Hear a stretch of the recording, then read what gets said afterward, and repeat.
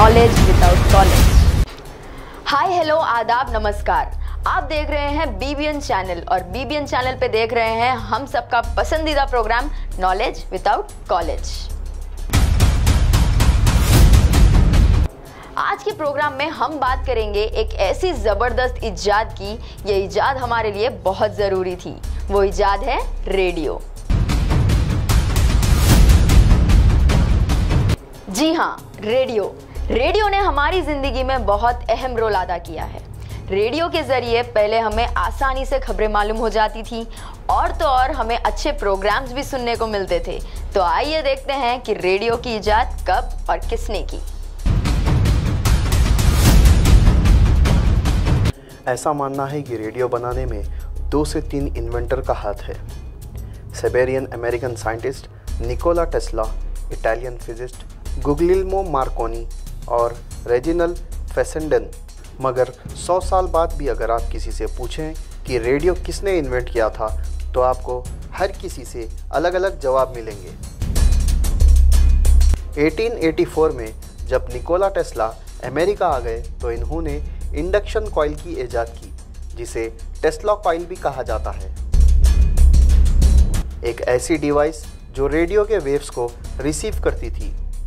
मगर Nikola Tesla की किस्मत ख़राब थी।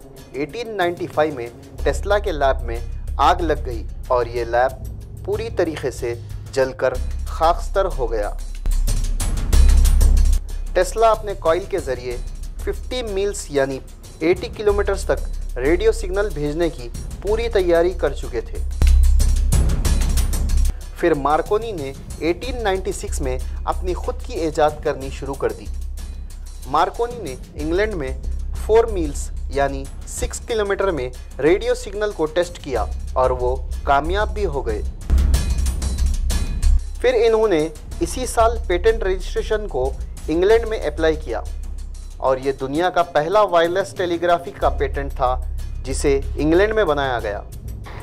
रेडियो बनाने में मार्कोनी के साथ फेसेंडेन नाम के एक इन्वेंटर ने भी रेडियो की इजाद की थी, जो 1890 में मार्कोनी की तरह स्पार्क गैप ट्रांसमीटर का इजाद किया। 1899 तक फेसेंडेन रेडियो टेलीग्राफ मैसेज पिट्सबर्ग और एलेग्नी सिटी के बीच भेज सकते थे। इसे भेजने के लिए फेसेंडेन खुद का अपना रिसीवर इस्तेमाल करते थे। रेजिनाल्ड फेसेंडेन कैनेडियन इन्वेंटर थे, मगर उनको बाद में उनकी वालिद की तरफ से यूएस की सिटीजनशिप दे दी गई। फेसेंडेन ने भी थॉमस एडिसन के साथ काम किया था, मगर थॉमस एडिसन को पैसों की ज़रूरत ने फेसेंडेन जैसे कई एम्प्लॉयज़ को कंपनी से निकालने पर मजबूर कर दिया। रेजिनाल्ड फेसेंडेन मार्कोनीस और टेस्ला की तरह रेडियो की इजाद में शामिल है। टेस्ला ने रेडियो कंट्रोल कश्ती भी मैडिसन स्क्वायर गार्डन में 1898 में चलाकर दिखाया। उधर मार्कोनीस ने 1897 में एस्ले ऑफ वाइट इंग्लैंड में अपना रेडियो स्टेशन खोला। मार्कोनीस ने अपनी खुद की वायरलेस ट्रांसमीटर की इजाद की। फिर 1898 में मार्कोनीस ने 60 लोगों को अपनी कंपनी में काम दिया। 19वीं सदी में यूएस पेटेंट ऑफिस ने टेस्ला के डिज़ाइन टेस्ला कॉइल को मार्च 20 और मई 15 को इनके नाम कर दिया। ये टेस्ला कॉइल रेडियो की इजाद के लिए बहुत ही ज़रूरी था। फिर वही साल नवंबर 10 को मार्कोनी ने भी ट्यून्ड टेलीग्राफी के लिए अर्जी दे दी। पहले तो मार्कोनी की एप्लीकेशन को कैंसिल कर दिया गया क्योंकि इसमें टेस्ला कॉइल लगा हुआ था। फिर मार्कोनी ने 3 साल बाद इसे फिर से अप्लाई किया। तब तक कंपनी इन्वेंटर एंड्रयू कार्नेज और थॉमस एडिसन की उन्हें बहुत सपोर्ट मिल गई थी। ये सब देखते हुए ओटिस पॉन्ड जो टेस्ला के साथ काम करते थे, उन्होंने कहा कि मार्कोनी छलांग लगाकर आपसे आगे बढ़ चुका है, जिसे सुनकर टेस्ला ने जवाब दिया कि मार्कोनी एक अच्छा आदमी है और इसकी रेडियो की इजाद में मेरी 17 पेटेंट लगे हुए हैं। टेस्ला को 1904 में बहुत ही बड़ा झटका लगा जब यूएस पेटेंट ऑफिस ने रेडियो की इजाद को मार्कोनी के नाम कर दिया। टेस्ला ने इसकी वजह जाननी चाहिए, मगर उन्हें किसी ने कुछ नहीं बताया। उनको ये समझ आ गया था कि इसके पीछे कई कंपनीज के पैसों की मदद लगी हुई है। निकोला टेस्ला जब काफ़ी मुश्किलों का सामना कर रहे थे, फिर मार्कोनी को 1911 में फिजिक्स के लिए नोबेल प्राइज दिया गया। यह टेस्ला को बहुत ही अजीब लगा। निकोला टेस्ला ने 1915 में इस बदलाव के लिए कोर्ट में केस भी फाइल किया था, लेकिन एक बड़ी कंपनी के खिलाफ मुकदमा आगे बढ़ाने के लिए टेस्ला के पास फाइनेंशियल सपोर्ट नहीं थी। इसके कुछ दिन बाद निकोला टेस्ला की मौत वाक़ई हो गई। कई लोग आज भी ये मानते हैं कि मार्कोनी बाबाए रेडियो है।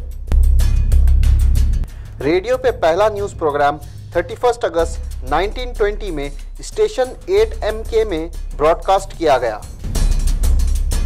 उस वक्त पूरे शहर के सिर्फ 20 घरों में रेडियो रिसीवर था।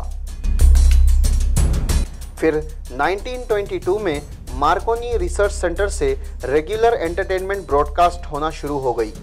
न्यूज़ और दूसरे प्रोग्राम के साथ साथ 1921 में पहला कॉलेज फुटबॉल मैच रेडियो पे ब्रॉडकास्ट हुआ, जिसे वेस्ट वर्जीनिया और पिट्सबर्ग की टीम ने खेला था। 1987 में यूएस नेवी ने सैटेलाइट नेविगेशन के साथ एक एक्सपेरिमेंट किया और जीपीएस लॉन्च किया। जीपीएस यानी ग्लोबल पोजीशनिंग सिस्टम। 1990 की शुरुआत में एमेच्योर रेडियो को एक पर्सनल कंप्यूटर से जोड़ते हुए एक नया एक्सपेरिमेंट किया गया। देखते ही देखते रेडियो सारी दुनिया में आम होते चले गए। एक वक्त में टेलीविज़न आम होने से रेडियो की मांग तकरीबन ख़त्म हो चुकी थी, मगर बदलते वक्त में पुरानी ईजाद यानी रेडियो की मांग बढ़ती नज़र आ रही है। इसकी वजह आज के रेडियो स्टेशंस है, जो आम लोगों को एंटरटेन करने के लिए कोई कसर नहीं छोड़ते।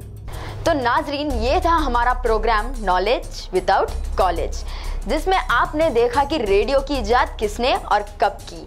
हमारे ऐसे प्रोग्राम से आपकी नॉलेज में भी इजाफा हो रहा होगा।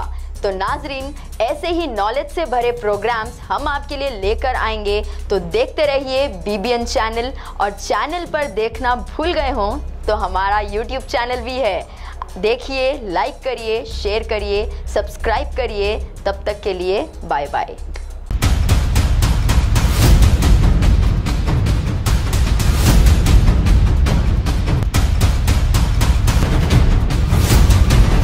Knowledge without college.